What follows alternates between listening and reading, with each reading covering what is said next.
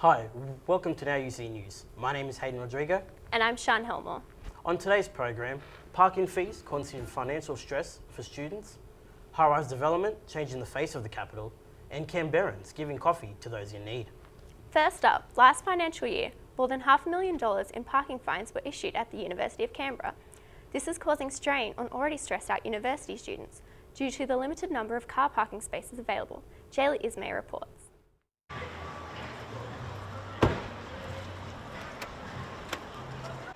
For many University of Canberra students, these yellow envelopes can come at a great cost. The parking situation here at UC is a shambles, really. I've had hundreds of students come up to me and basically complain that there isn't enough parking, that they're paying too much in fines because they can't park. We've had students basically almost fail a unit because they couldn't get an adequate car park at UC. It's been absolutely terrible. Last year, students and staff were forced to pay more than $500,000 in parking fines. The university says there's ample parking available, but a lack of car parks in peak periods mean many are forced to park illegally just to make it to class on time. Welfare Officer Terry Watson has been petitioning campus administration for a change. Students can buy an annual parking permit for $350, but that won't guarantee them a spot as more than 16,000 students jostle for 3,500 car spaces. The fines range from anywhere between $100 to almost $250, depending on the different offence you commit. So it can be anything between not parking in a proper car park, it can be overstaying a timed car park, it can be literally parking in a no parking zone, like out the front of Cooper Lodge, for example. For the thousands of students who live on campus, the lack of parking is not just a financial issue, but a serious safety issue too. So students were used to being able to park close to their building, they were used to having it as quite an affordable case, and now what's happened in the last sort of 12 months is that it's gone from having accessible parking right through to where they have to park quite far away from the building, and there's limited car parking and people are getting fined. The university says parking is managed by the ACT government. However, it is producing an additional overflow parking site. Until then, students will continue to risk big fines to get to class on time or to park safely near their home on campus. Jaylee Ismay, Now UC News. High-rise apartment buildings are the new trend in the ACT property market. However, there are concerns that this community wishes and is creating an oversupply of unwanted apartments. Nick Amius has the story.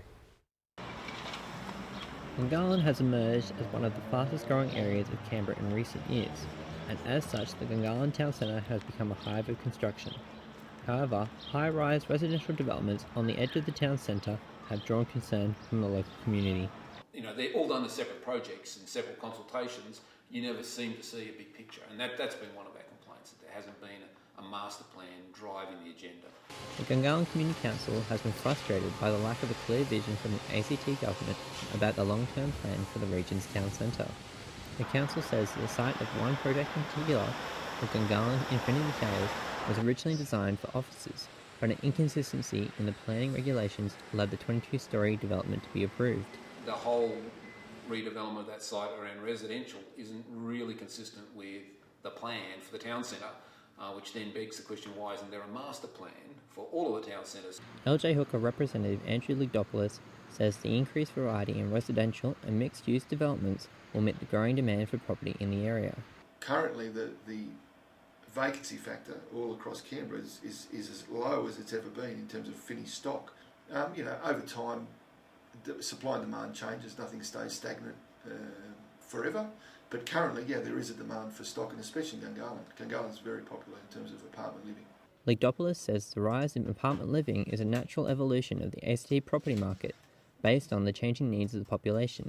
A lot of people's lifestyles have changed. I guess their lifestyle demands them doing other things other than sort of spending time in gardens and having open space.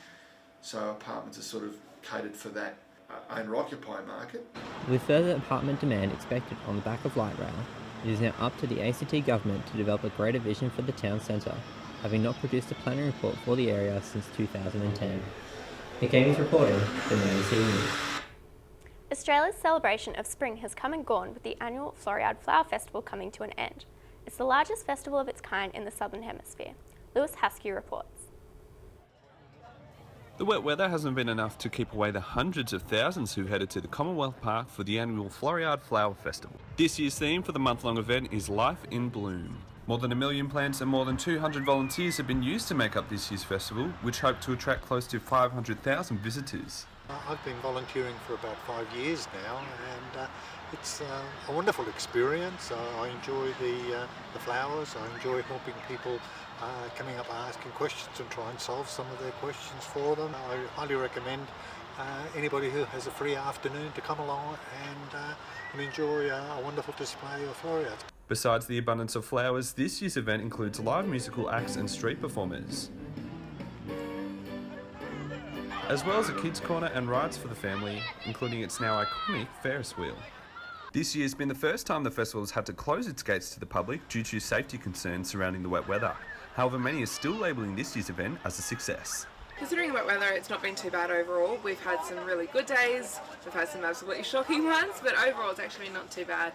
Closed for 2 days, but there's nothing to do to avoid that. The festival has been held here at the Commonwealth Park for the past 29 years, but with the ACT government's tenure on the land set to expire at the end of the year, concerns have been raised of the future of the event. One of the options going forward is the possible relocation of the event into Glebe Park within the city CBD.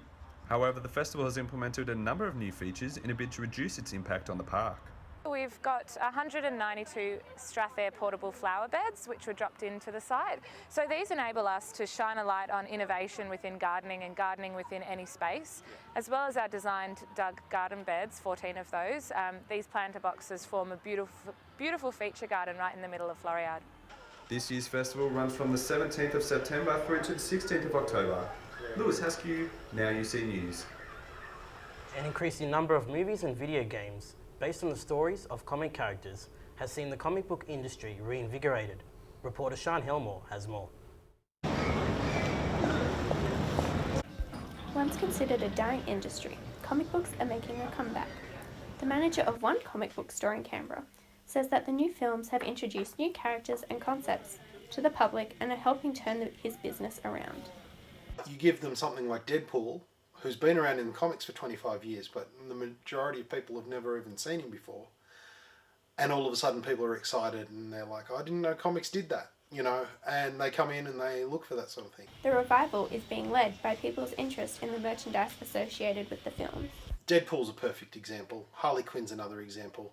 We could have been selling merchandise hand over fist for decades. It's not until they made a movie that the company started producing, you know, the coffee mugs with Deadpool's logo on them and the Harley Quinn necklaces and all of those things. Now they're everywhere. With many comics gaining more popularity through video games and movies, the opposite is also occurring, with many video games and TV shows gaining their own spin-off comics. Every medium has to play their own strengths. You know, movies that show don't tell, games that do don't show.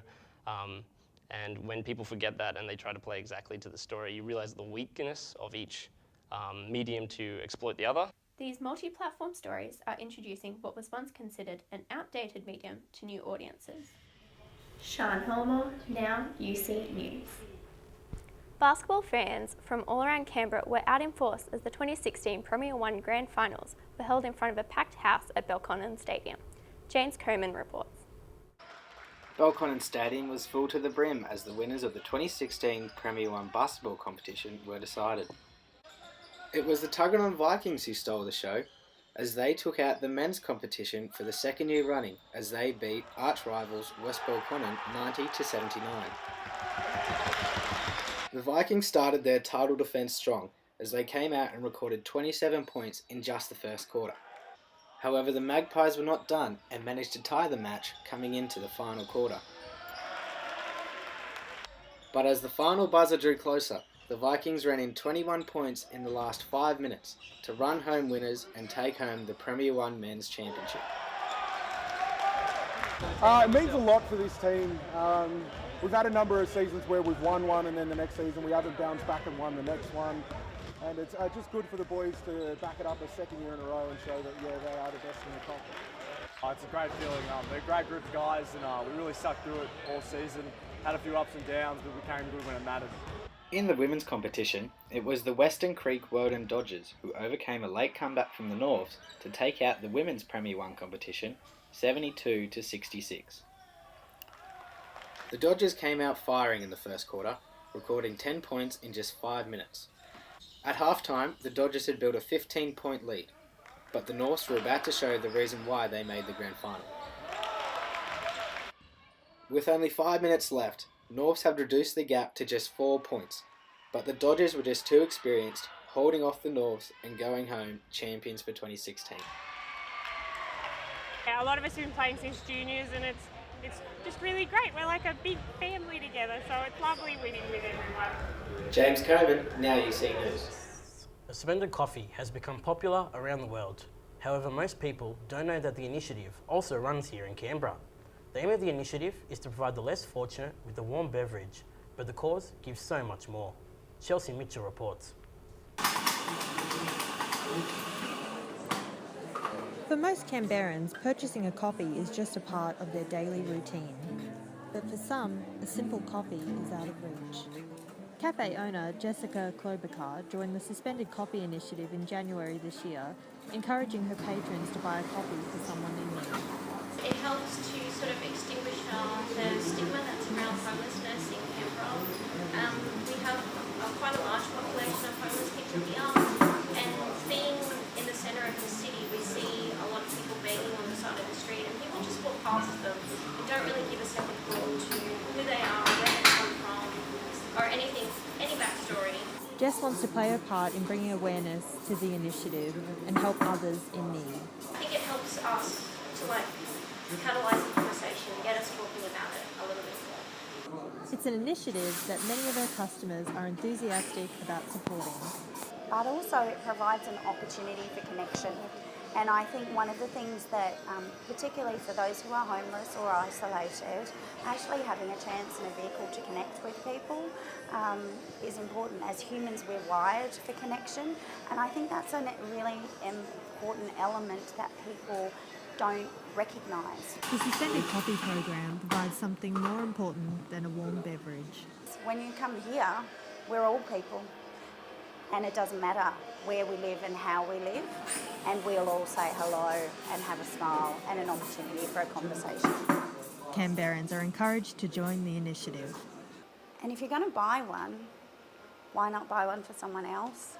Because you get that feeling of gifting, you get that feeling that you're part of something bigger. I'm Chelsea Mitchell from Now UC News. And that's all we have time for today. I'm Sian Helmore. And I'm Hayden Rodrigo. Thank you very much for watching.